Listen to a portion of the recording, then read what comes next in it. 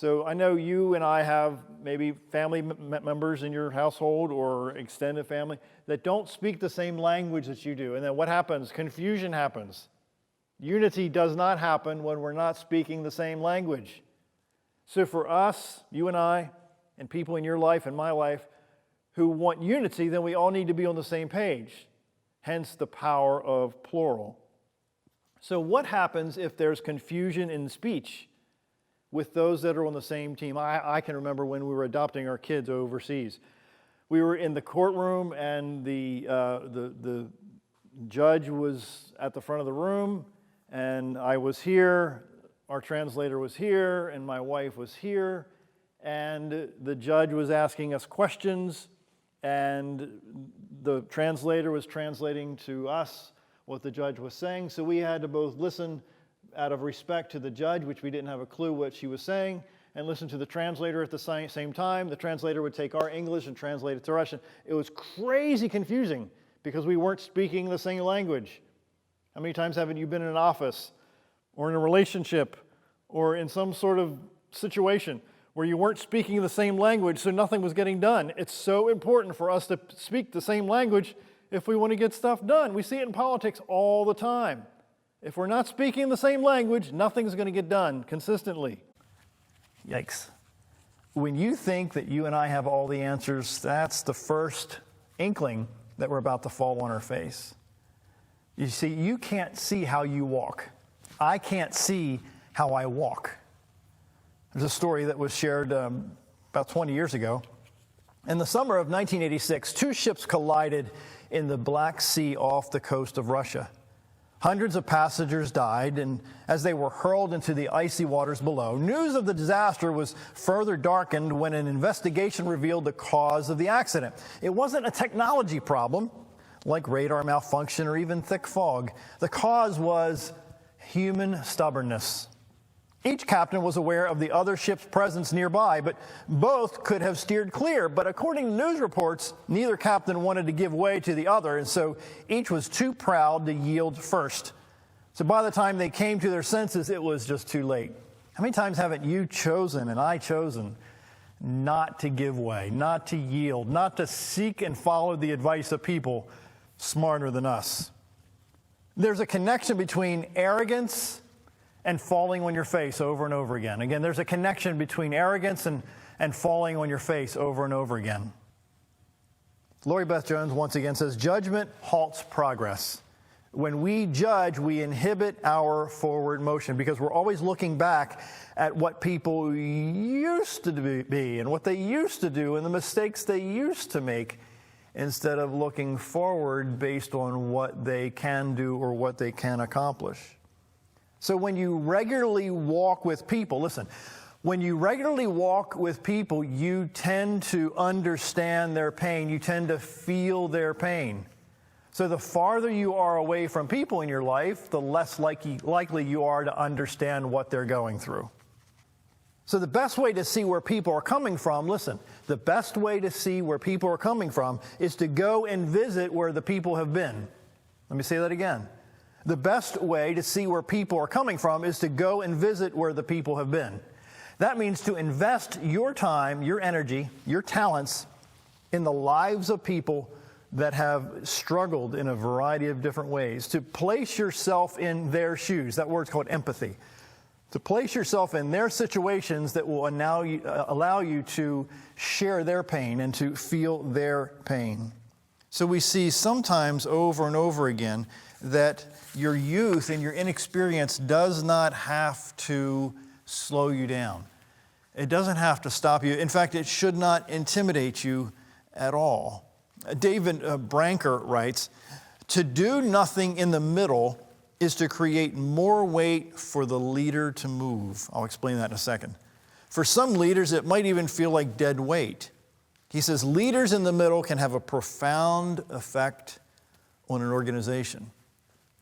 What I'm saying to you today, I guess in a long way, and I'm going to borrow a title that Mark Sanborn wrote a book, says that you don't need a title to be a leader. You don't need to be the lady or the gentleman at the top of a pyramid, in quotes, or a company, or a team or an institution to make a difference. So I think sometimes you and I look at ourselves in the mirror, and I know I do consistently, unfortunately, that we look in the mirror and we kind of say, can we have any sort of impact on the world because we don't have maybe 10 degrees behind our name or, PhD in anything, or maybe we don't have a certain title, we're not a CEO, we're not a president of a multi-billion-dollar organization. But I found in my world, in my life, in the relationships that I've had, that the majority of people who really have an impact on the world really have no title at all. They have no name over their door, or they have no badge that they wear, that they're somebody important.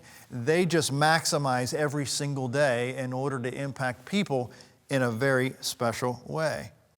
Now, what if I told you that there's a huge percentage of people that don't really achieve anything great in life because of fear? And if you stop and think about it yourself, if you stop and look in the mirror and think about all the opportunities that you've bypassed in your life because of fear, and I think there's probably more than a few.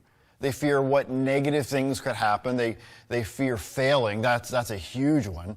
They fear being ridiculed and called nasty names. And fear keeps them in their comfort zone where it's nice and warm and cozy and not out here on the edge of life and realizing that there's nothing to catch you if you were to step out and do the extraordinary. Think about that a second. How many times haven't you put things off because you feel that you have to do them instead of reframing that to decide this is what I must do to overcome some level of fear? This is what I had to do personally with public speaking. I was terrified of public speaking for different reasons that we're not going to get into here. I was afraid of being rejected. I was afraid of looking incompetent.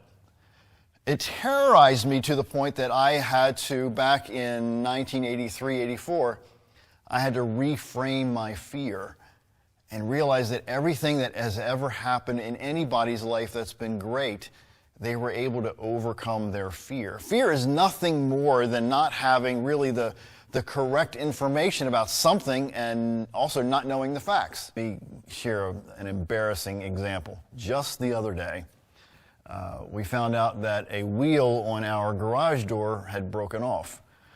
So my wife was out doing some things for her mom, and I decided to find the part. And by the way, for those who don't know, I am not handy at all. I'm all thumbs. I am a total klutz when it comes down to fixing things.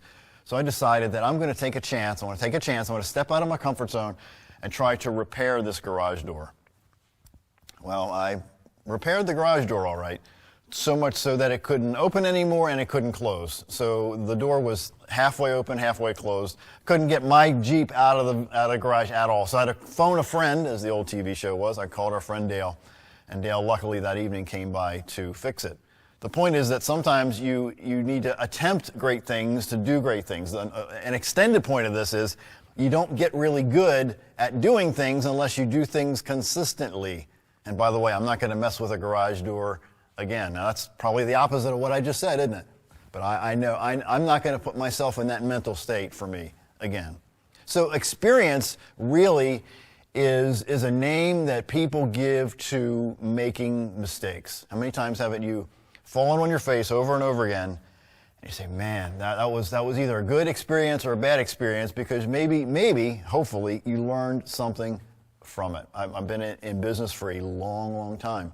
And most people, I'd say 85-90% of people that I've worked with and or trained or hired, they don't learn necessarily from their mistakes, so then they quit before they get really good at mastering a certain skill set, like the garage door opener thing, or the garage door. So if I would have the tenacity to stick with learning how to fix garage doors, then I'd be really good at it.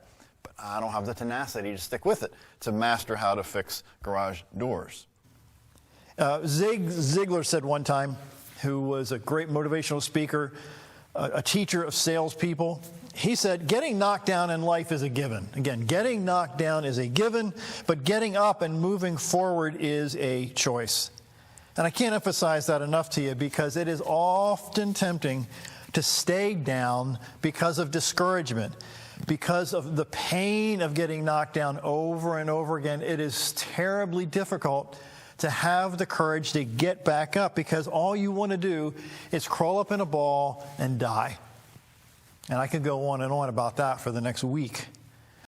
But in the middle of what you're going through, there is the potential for you to keep moving forward in the middle of your darkest times. And I cannot overemphasize enough that that sometimes seems to be impossible. Sometimes we try to keep moving forward so much, and it seems like the results in which we're trying to achieve, or the goals that we're trying to achieve, seems to be getting farther and farther away. And I think you can relate to that sometimes.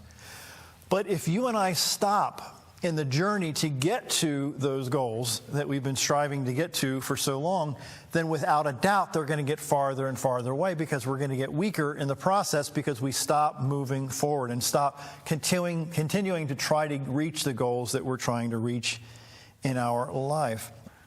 I think you can relate to that. I know if you knew some of the stupid stuff I've done over the years, you'd probably blush. And I think you can relate to that, because you have done some stupid stuff that you wish you could take back, even words that you've said that you wish you could take back. So difficult sometimes to bite your tongue when you just want to rip people apart for things that they've done to you or said about you. So for you and I to have this struggle, maybe I want to take a little bit of stress off of you, that you're not the only one that's going through these struggles to do the right thing and to have integrity regarding things that are going on in your life. There are many moral choices in life that'll move you up or drag you down. I've been in the business world for, my goodness, 30 years now.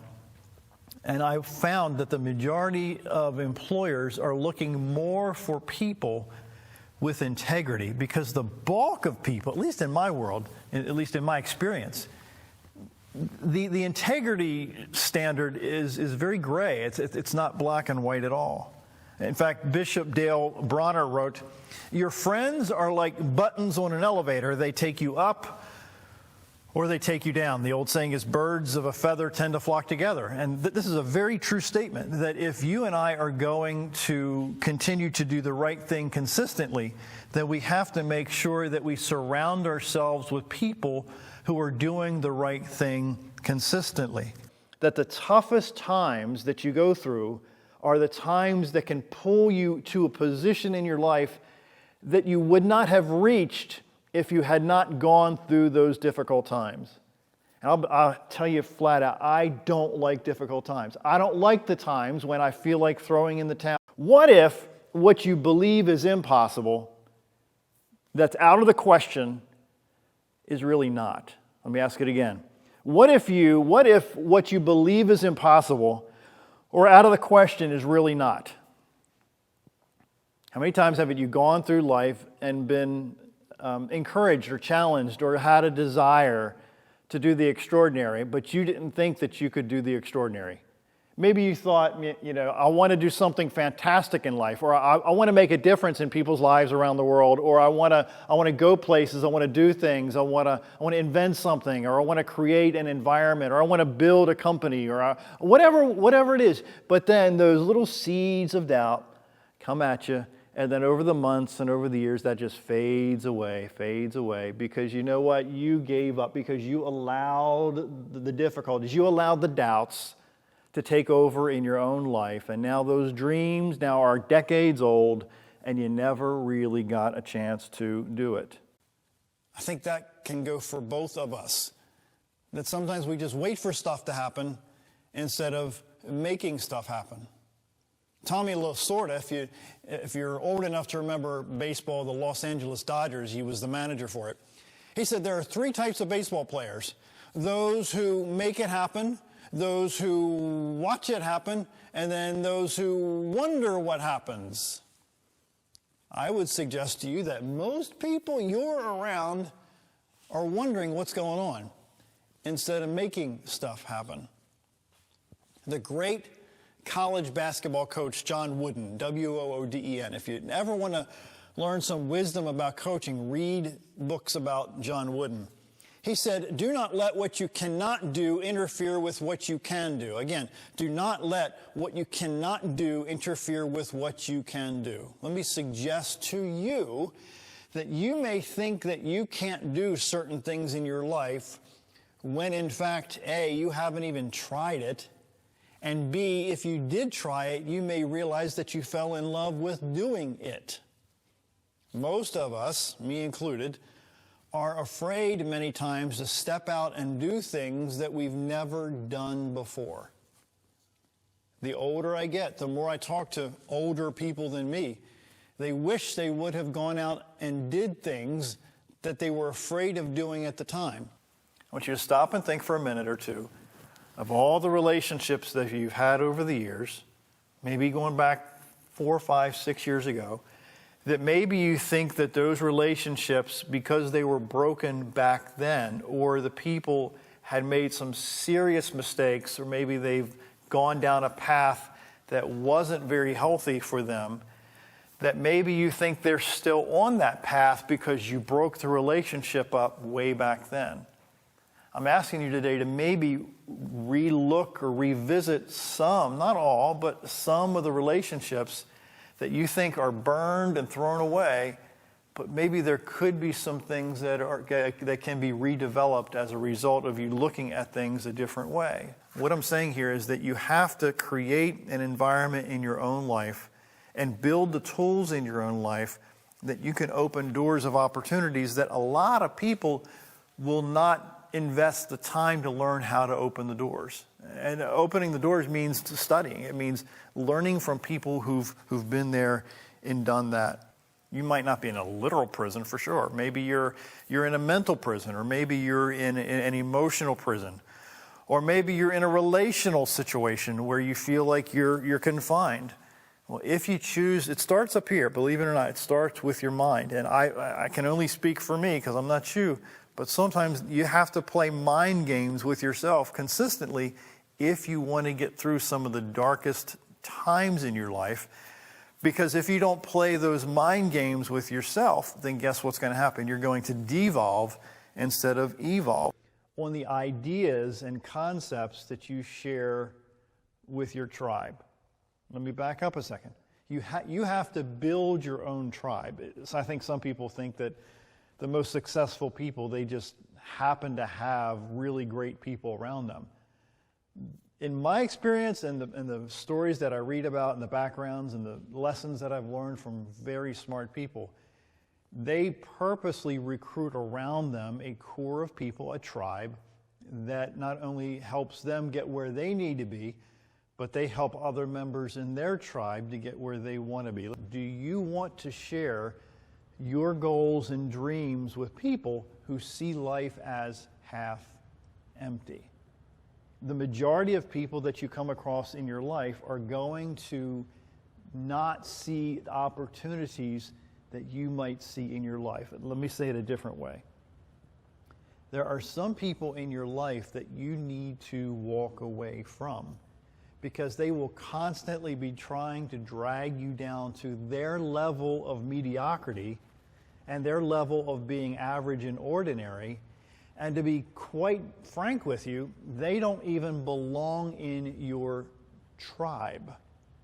I said moments ago that the most successful people build their tribes. They recruit their tribes. They design their tribes. I was watching a show on TV recently about a company building another skyscraper in New York City. They didn't bring the average and ordinary people to that tribe, to that organization, to that team to build this humongous skyscraper. No, they didn't do that at all because they didn't want the skyscraper to do what? To fall over. So they brought the best minds, the best skilled labor to build this skyscraper that, I can't remember how tall it was, but it's huge. It's really, really big. Had to bring the engineers and the architects and the experts into their tribe in order to build something great. Anything that's ever been built in any form that has been great or extraordinary has been because they've brought people into their tribe that have enabled them to do some extraordinary things. And I wonder about you too.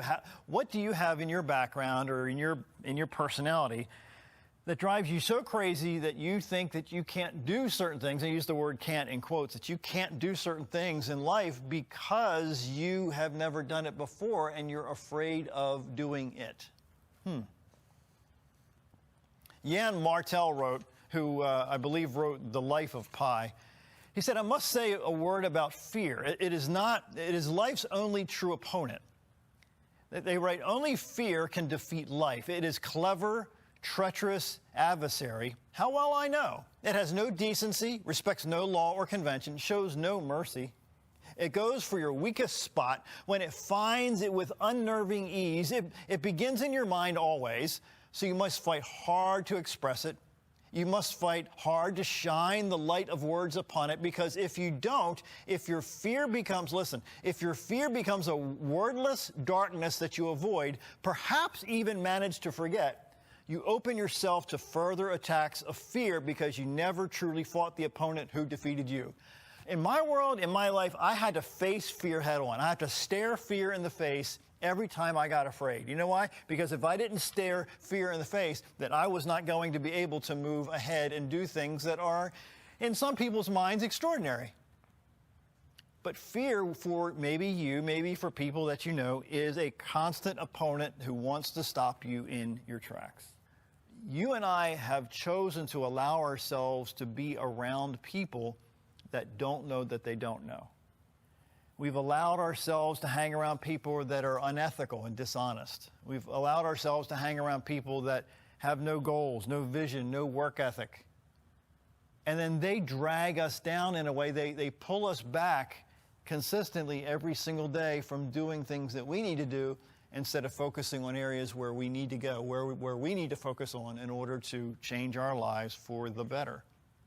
You have allowed fear to stay in your life more than it needs to stay in your life. I would suggest that most people watching this program, this episode, has struggled with fear at least once in your life. And some of us, it's like a backpack. We put the backpack on and we carry fear. We get up in the morning, we put our fear backpack on, and we go through life carrying this fear backpack instead of cutting the straps off this fear backpack and letting it go and just not allowing the fears that other people have seeded into our lives to be factual.